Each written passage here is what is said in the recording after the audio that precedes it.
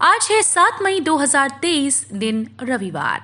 Welcome back to clean news UP. चलिए देखते हैं उत्तर प्रदेश की 25 फटाफट बड़ी खबरों को। यूपी रोडवेज की महिला बस कंडक्टर्स को प्रेगनेंसी में राहत, नहीं करना होगा सफर।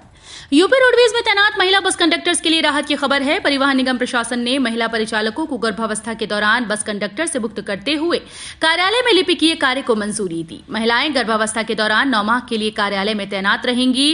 पूरे सेवा काल के दौरान सिर्फ 2 बार ये सुविधा मिलेगी।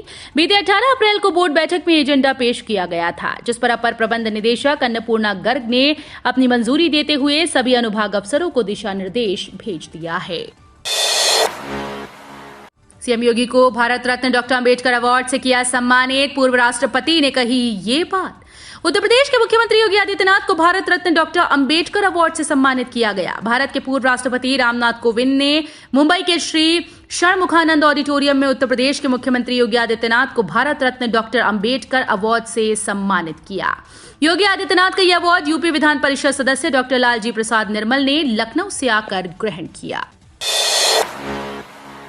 अब 9वीं के बच्चे भी सीखेंगे ड्रोन बनाना, साइबर सुरक्षा में भी होंगे माहिर।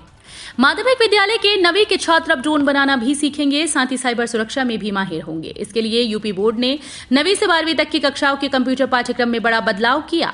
अब वर्तमान की जरूरत के हिसाब से पाठ्यक्रम में नए विषय शामिल किए गए। बच्चों को अब रोबोटिक्स, साइबर सुरक्षा, पाइथन और आर्टिफिशियल इंटेलिजेंस भी पढ़ाया जाएगा। 9वीं और 10वीं में संचार के प्रकार, इंटरनेट और लॉजिक गेट को पाठ्यक्रम से हटा दिया गया है। इसके स्थान पर Linux operating system, Linux office, computer की भाषा पॉइंटर, आर्टिफिशियल इंटेलिजेंस, ड्रोन प्रौद्योगिकी, कॉमर्स, पाइथन को शामिल किया गया। गर्भवती का प्राइवेट लैब में होता है फ्री अल्ट्रासाउंड, ऐसे लें ये सुविधा। अलीगढ़ शहर से लेकर देहात तक की गर्भवती महिलाओं के लिए अच्छी खबर है। प्रदेश के साथ साथ अपने जिले में उनके द्वारा अल्ट्रासाउंड ई पर्चे पर निःशुल्क प्राइवेट लैब में कराया जा सकता है।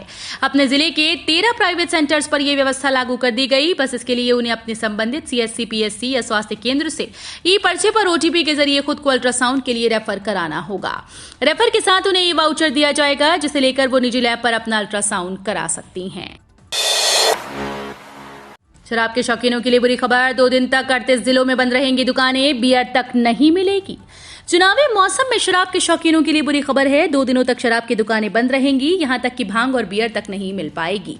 बदायूं जिला निर्वाचन अधिकारी मनोज कुमार ने शांति व्यवस्था बनाए रखने के उद्देश्य से जनपद में शराब, बियर, भांग की दुकानें मतगणना व मतदान के दृष्टिगत बंद रखने के निर्देश जारी कर दिए। जिला निर्वाचन अधिकारी ने बताया कि मतदान को लेकर 9 मई की शाम 6 बजे से 11 मई के लिए मतदान समाप्ति तक सभी प्रकार की शराब की दुकानें बंद रहेंगी। रैपिड रेल से जुड़ा बड़ा अपडेट आया सामने। सीएम योगी आदित्यनाथ ने बताया कब होगा उद्घाटन। देश की पहली रैपिड रेल अगले महीने से शुरू होगी। पहले चरण में गाजियाबाद के साहिबाबाद से दोहाई के बीच रैपिड रेल का संचालन होगा। मुख्यमंत्री योगी आदित्यनाथ ने गाजियाबाद की चुनावी जनसभा में इसकी घोषणा की। मुख्यमंत्री ने कहा कि पहले दिल्ली से मेरठ पहुंचने में 4 घंटे लगते थे। गाजियाबाद तो दिल्ली से सटा है, फिर भी जाम के चलते कई बार लोग 2 घंटे में दिल्ली पहुंचते थे। दिल्ली मेरठ एक्सप्रेसवे शुरू होने से दिल्ली से मेरठ का सफर आसान हो गया। अब अगले महीने से देश की रैपिड पहली रेल शुरू हो जाएगी। शिक्षक भर्ती के लिए प्रस्तावित आयोग के कारण लटकी असिस्टेंट प्रोफेसर भर्ती। यूपी में सभी स्तर की शिक्षक भर्तियों के लिए राज्य सरकार एक आयोग बनाने की तैयारी में है। इसका मसौदा कैबिनेट से पास हो गया। यही वजह है कि सरकार उच्चतर शिक्षा सेवा आयोग में सदस्यों के रिक्त पदों पर नियुक्ति नहीं कर रही। पद रिक्त होने के कारण सहायक प्रोफेसर के 907 पदों पर भर्ती अटकी है। इसे लेकर अभ्यर्थी हाईकोर्ट की शरण में है। आयोग की ओर से कहा गया कि 2014 के उच्चतर शिक्षा सेवा आयोग नियमावली के अंतर्गत कम से कम 3 सदस्यों का होना आवश्यक है, इसलिए चयन प्रक्रिया पूर्ण नहीं हो पा रही है। सत्र शुरू हुए माह बीता, कार्यपुस्तिका का पता नहीं। शिक्षकों को पुरानी पुस्तिका से पढ़ाने के निर्देश। बेसिक शिक्षा के शिक्षकों की समस्याएं समाप्त होती दिखाई नहीं दे रही। हालत यह है कि नया सत्र शुरू हुए 1 माह से अधिक हो गया, लेकिन अब तक कार्यपुस्तिका का पता नहीं।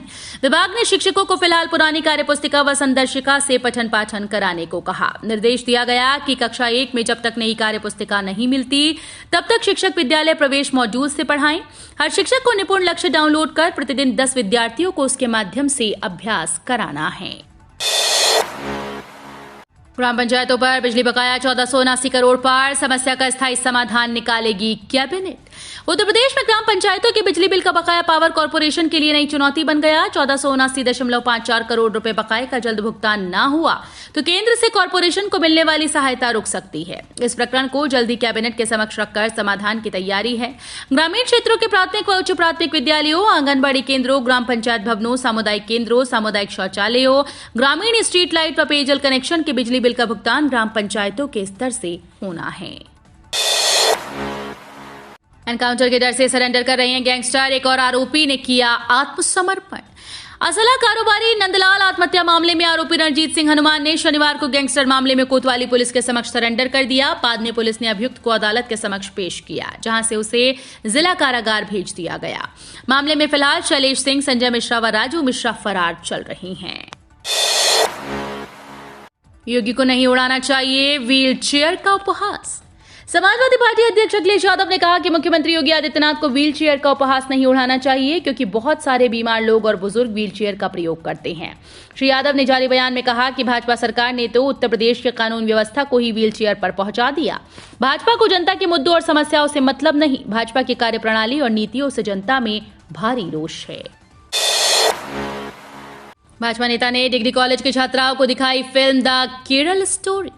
एक तरफ विभिन्न राजनीतिक दल फिल्म द केरल स्टोरी को प्रतिबंधित करने की मांग कर रहे हैं, दूसरी तरफ भाजपा नेता नवयुग डिग्री कॉलेज की छात्राओं को फिल्म दिखाने ले गए। भाजपा नेता अभिजात शर्मा का कहना है कि वो पहले भी 1000 स्टूडेंट्स को कश्मीर फाइल्स दिखा चुके हैं। शनिवार को एक शो साहू सिनेमा में छात्राओं के लिए बुक किया गया। परिषदीय शिक्षकों की पदोन्नति में फंस सकता है टेट का पेच।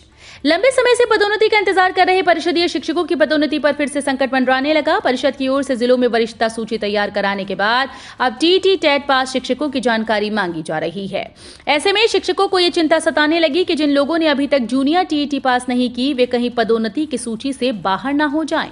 बेसिक शिक्षा परिषद की तरफ से जिलों को पत्र भेजकर 31 मार्च 2023 तक शिक्षकों की वरिष्ठता सूची तैयार करने का निर्देश दिया गया था। इसके साथ ही ऑनलाइन शिक्षकों से वरिष्ठता सूची को लेकर भेजी गई आपत्तियों का निस्तारण कराकर उसको अपडेट करने का निर्देश दिया गया। नवदेव मंदिरों में विग्रहों की प्राण प्रतिष्ठा 21 को। गोरखनाथ मंदिर परिसर में बने नवदेव मंदिरों में विग्रहों की प्राण प्रतिष्ठा के उपलक्ष्य में 8 मई से 21 मई तक 2 चरणों में अलग अलग कथाएं आयोजित होंगी। 8 मई से शिव महापुराण तो 15 मई से श्रीमद् भागवत कथा होगी। 21 मई को कथा एवं अन्य धार्मिक अनुष्ठान की पूर्णता के साथ मुख्यमंत्री एवं गोरक्ष पीठाधीश्वर योगी आदित्यनाथ सभी देव विग्रहों की प्राण प्रतिष्ठा करेंगे। अब हेलमेट पहनने होने पर भी कटेगा 2000 का चालान। मोटरसाइकिल और स्कूटर चालक सावधान। हेलमेट न पहनने वालों और हेलमेट सही से न पहनने वालों के ऊपर ट्रैफिक पुलिस सख्ती से पेश आ रही है। इतना ही नहीं, जिन लोगों ने हेलमेट पहना है उन पर भी अब तगड़ा चालान हो रहा है। दरअसल हेलमेट नहीं पहनना तो नियम तोड़ने में पहले से शामिल था, लेकिन अब हेलमेट सही से न पहनना भी ट्रैफिक नियम में शामिल हो चुका है। इतना ही नहीं, इसके लिए ट्रैफिक पुलिस 1000 से 2000 रुपए तक का चालान भी कर रही है। हालांकि इस नियम को जानने के बाद भी कई लोग हेलमेट नहीं पहनते हैं। फीडर मेट्रो बस चलने से पहले प्राधिकरण ने किया टेंडर रद्द।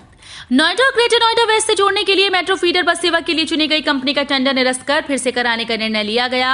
मेट्रो फीडर बस सेवा का संचालन करवाने के लिए नोएडा मेट्रो ने टर्बन मोबिलिटी एजेंसी चयन किया था। कंपनी को काम देने से पहले नोएडा मेट्रो ने एजेंसी की जांच की तो पता चला कि उनके पास बस संचालन का कोई अनुभव नहीं है। 1 लाख के इनामी सद्दाम की अग्रिम जमानत पर अब 17 मई को सुनवाई। बरेली में 1 लाख रुपए इनामी सद्दाम की अग्रिम जमानत अर्जी पर सुनवाई अब 17 मई को होगी। सद्दाम माफिया अतीक अहमद के भाई अशरफ का साला है। प्रयागराज के उमेश पाल हत्याकांड के बाद से वो फरार है। उसने वकील के जरिए जिला जज की अदालत में अग्रिम जमानत अर्जी दी थी।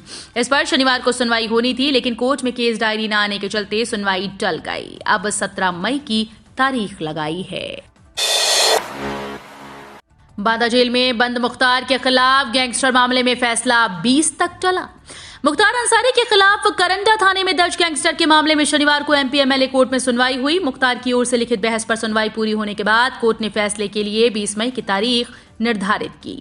वहीं मोहम्मदाबाद में दर्ज हत्या के प्रयास के मामले में फैसले के लिए 17 मई की तिथि तय की गई। दोनों मामलों में मुख्तार वीडियो कॉन्फ्रेंसिंग के जरिए बांदा जेल से पेश हुआ। गंगोत्री, यमुनोत्री, केदारनाथ समेत चारों धामों में नेशनल हाईवे पर ड्राइविंग का नया नियम। सड़क पर गुजर सकती रात।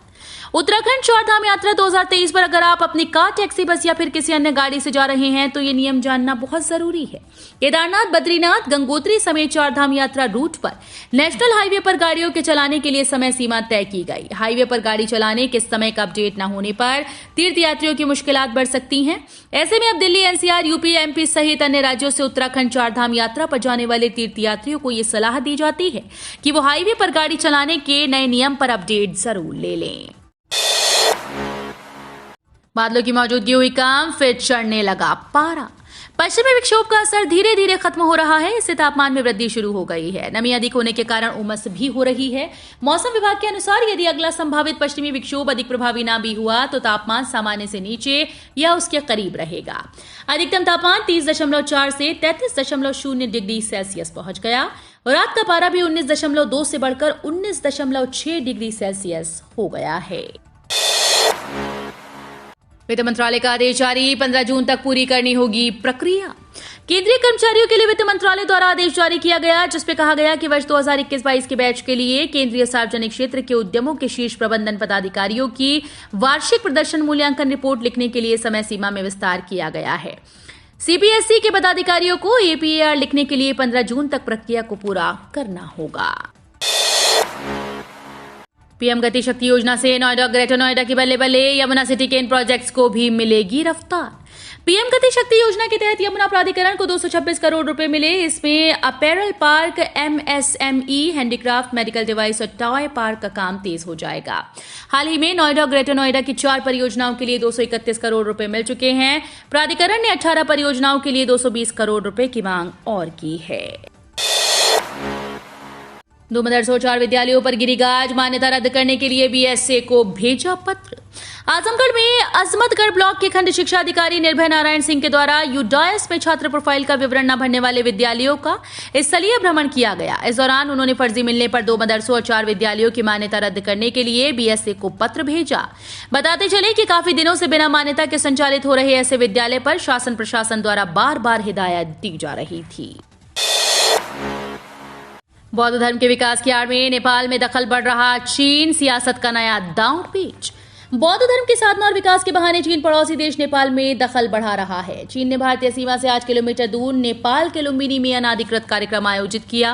भारतीय सीमा से सटे नेपाल के क्षेत्रों में चीन अपनी दखल बढ़ाता जा रहा है। नेपाली नागरिकों का भी मानना है कि नेपाल में चीन की बढ़ती दखल ठीक नहीं। बताया जा रहा है कि विश्व विरासत लुम्बिनी में चीन ने दीप प्रज्वलन सहित कई कार्यक्रम की अनुमति ली और चीनी गुम्बा की फोटो लगाकर प्रचार प्रसार किया, जबकि यूनेस्को के निर्देश के अनुसार लुम्बिनी सहित अन्य विश्व विरासत में सियासी कार्यक्रम की अनुमति नहीं दी जा सकती है। विदेश से एमबीबीएस का लौटे छात्रों के लिए खुशखबरी, एफएमजी पास के लिए बढ़ेगी इंटर्नशिप की सीट्स। विदेशों से एमबीबीएस की पढ़ाई करके आए छात्रों को राहत मिल सकती है। राष्ट्रीय चिकित्सा आयोग अब विदेशी स्नातक चिकित्सा पास कर चुके छात्रों के लिए इंटर्नशिप की सीट बढ़ाने जा रहा है। ये जानकारी चिकित्सा आयोग के अधिकारियों ने इस मुद्दे पर उनसे मिलने पहुंचे डॉक्टर्स की एक प्रतिनिधि मंडल को दी। Federation of resident doctor association के प्रतिनिधियों ने एनएमसी के अधिकारियों के साथ बैठक कर लंबी चर्चा की। तो ये थी आज की 25 फटाफट बड़ी खबरें। अगर आपको न्यूज पसंद आई हो तो वीडियो को लाइक और शेयर जरूर करें। धन्यवाद।